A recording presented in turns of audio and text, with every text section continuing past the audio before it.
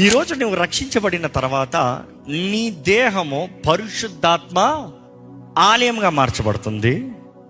నీ ఆత్మ యేసు ప్రభు సొత్తుగా మార్చబడుతుంది. కానీ నీ మనస్సు నీ చేతుల్లోనే ఉంది. నీ మనస్సు నీ కంట్రోల్లోనే ఉంది.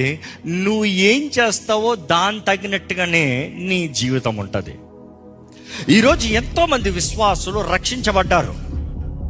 నా ఆత్మ యేసు ప్రభు సొత్తు అని ప్రకటిస్తున్నారు. బాగుంది. వారి శరీరంలో కూడా నాది పరిశుద్ధాత్మతో నింపబడి ఉన్నాను అంటున్నారు. బానే ఉంది. కానీ చచ్చిన స్థితిలో చూస్తున్నాము చాలా మందిని. కారణం ఏంటంటే వారి మనసులో క్రమశిక్షణ లేని దాన్ని బట్టి.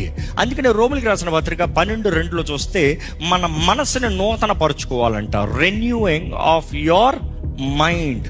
నీ మనసుని ఏం చేయాలంట? నూతన పరచాలంట. దేని ద్వారంగా? దేవుని వాక్యం ద్వారంగా.